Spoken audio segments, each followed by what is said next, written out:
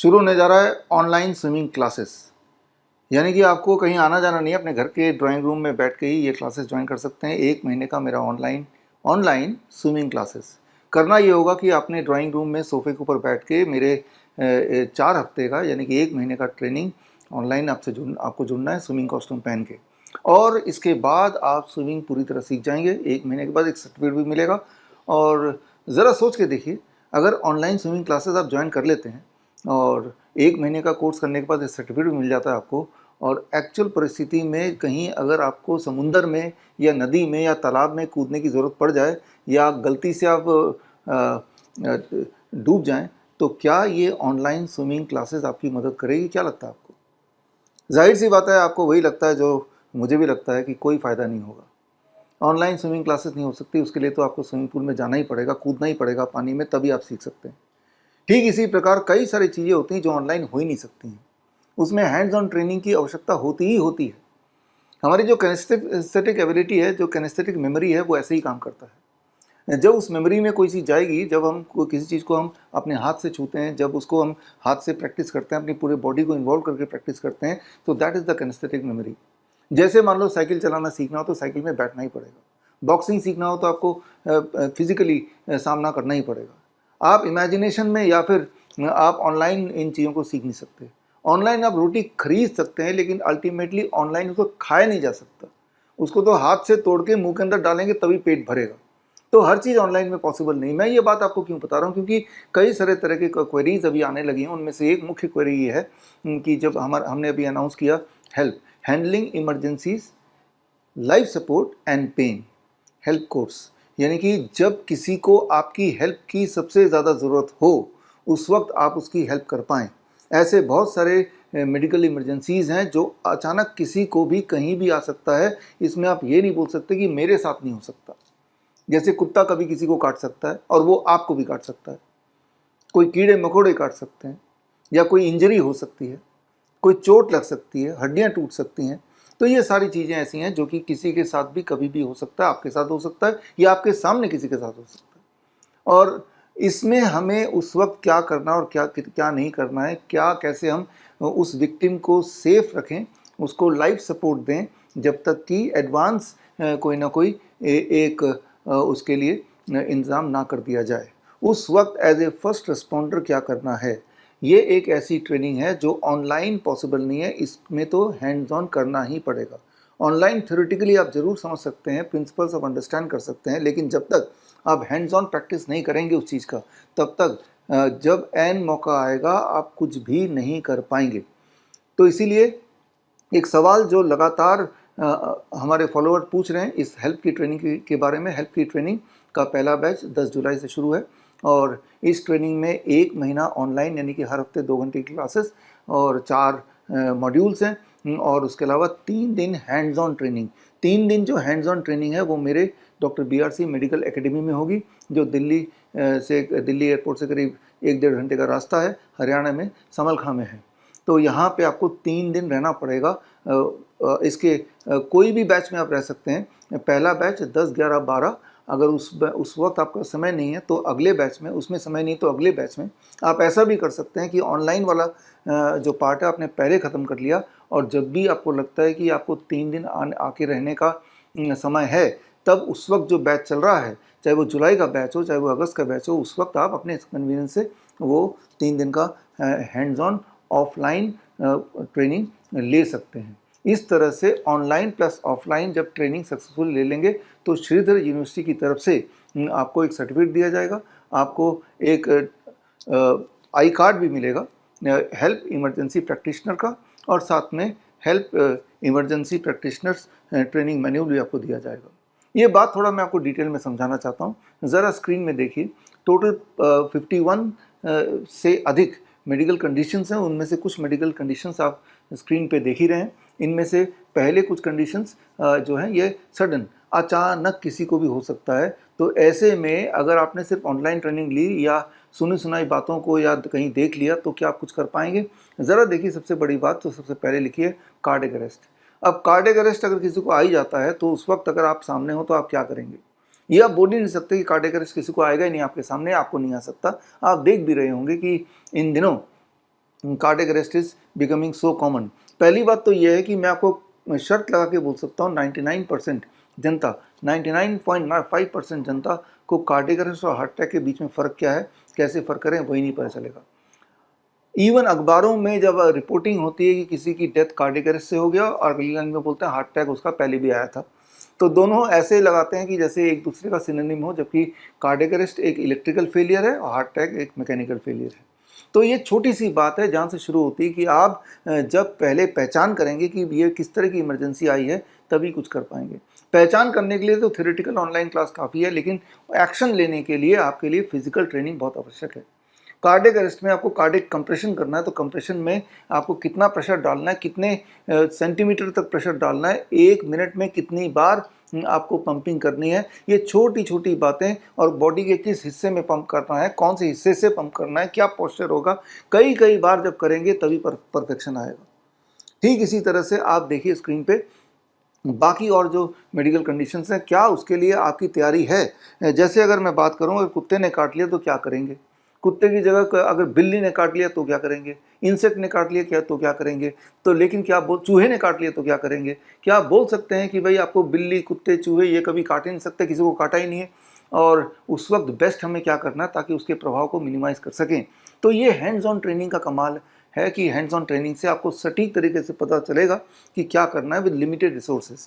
ये मान के चलना पड़ेगा कि जब भी कभी कोई मेडिकल इमरजेंसी किसी को आती है, वो कहीं भी हो सकता है, वो सड़क में हो सकता है, वो किसी गार्डन में हो सकता है, वो पार्क में हो सकता है, अपने घर पे हो सकता है, ये रास्ते में रोड के बीच में हो सकता है, ये तो यानी कि उस वक्त जो उपलब्ध चीज़ें हैं वो बहुत ही मिनिमाइज्ड होती हैं। उन बहुत कम चीज़ों, कम रिसोर्सेज से ही हम उस विक्टिम को कैसे बचाएं, तो ये सारा कुछ सीखना मुझे लगता है एक बहुत ही बहुमूल्य नॉलेज आपके लिए हो सकता है। लेकिन याद रखिए, बी प्रिपेयर्ड कि ऑनलाइन नहीं हो सकता, सिर्फ ऑनलाइन इज़ फॉर थ्योरेटिकल ज्ञान, इसीलिए हमारा 1 मंथ ऑनलाइन है और 3 दिन का प्रैक्टिकल हैंड्स ऑन ट्रेनिंग जो बहुत ज़्यादा मस्ट है। ये सीख रहे हैं इसलिए नहीं कि आपको कोई सर्टिफिकेट मिल जाएगा, ये इसलिए सीख रहे हैं कि कभी आप किसी के हेल्प कर पाएँ, या फिर भगवान ना करे ऐसी कोई परिस्थिति खुद पे आ जाए तो तब क्या करें।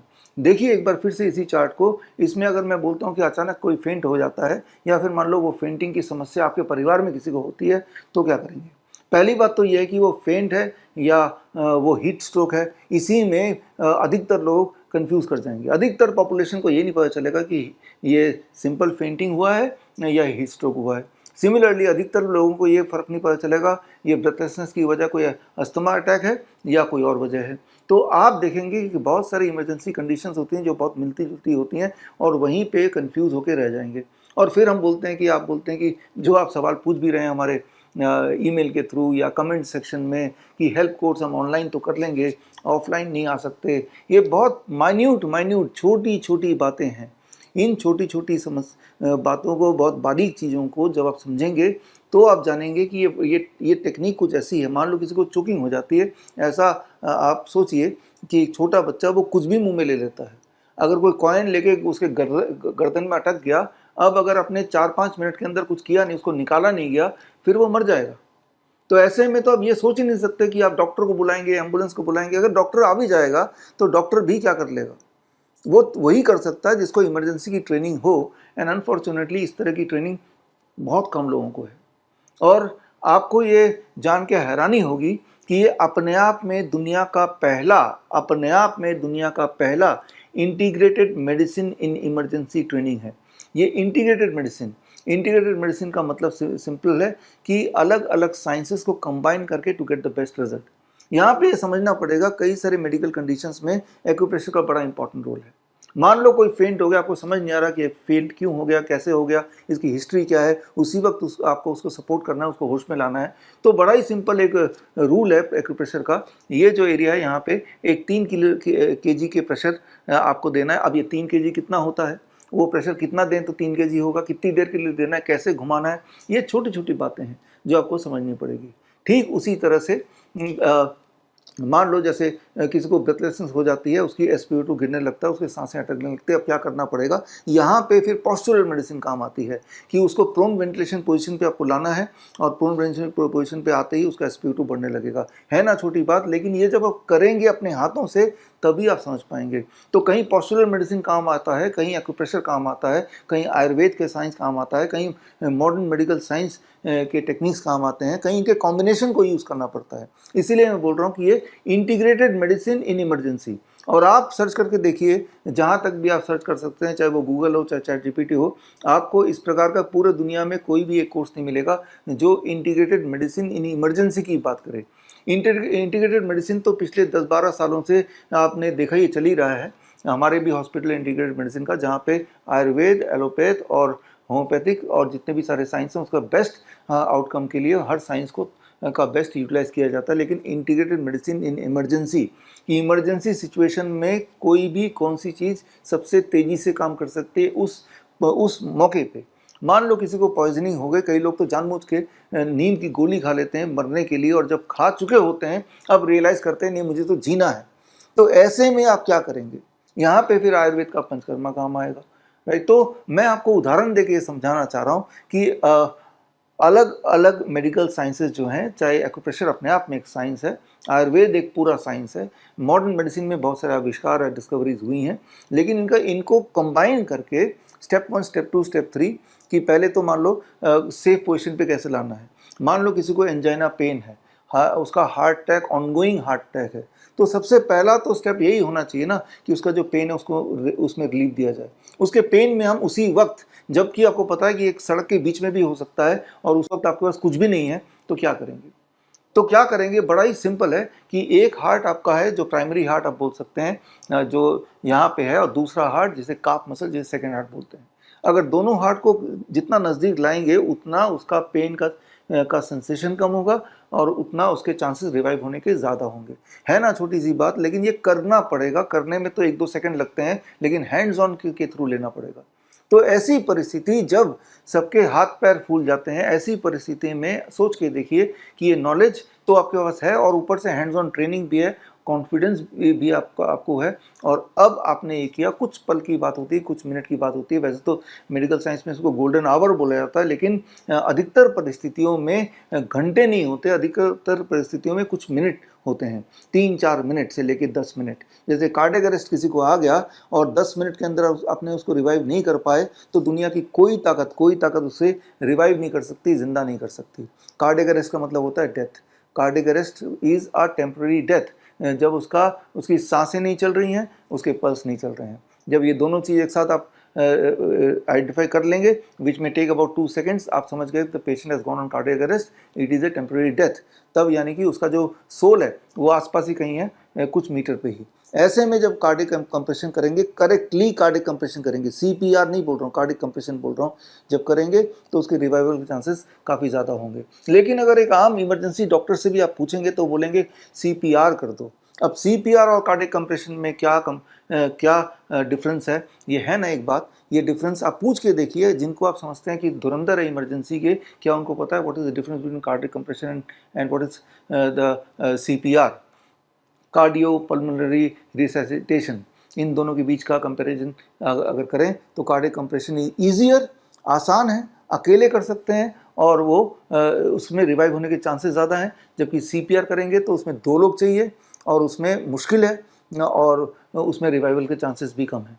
तो यानी कि अभी तक के जो प्रूवन साइंसेज हैं, जब से हमारा इतिहास है मेडिकल का, चाहे वो आयुर्वेद का मेडिकल की बात करें या मॉडर्न साइंस की बात करें, जो चीज़ें प्रूवन हैं उनका कलेक्शन है ऐसे 50 तरह के मेडिकल इमरजेंसीज़ में, जिसमें अलग अलग तरह के पेन भी हो सकते हैं या सडन कोई अटैक भी हो सकता है। तो उसमें आपको उसी वक्त क्या करना है to give a relief to the patient और द विक्टिम, और भगवान ना करे वो आप खुद भी हो सकते हैं। हम अपने आप को एक्सक्लूड नहीं कर सकते कि हमें तो कोई कुत्ता नहीं काटेगा, हमारा तो सिर कभी फट ही नहीं सकता, हमारे हाथ पैर तो टूट ही नहीं सकते।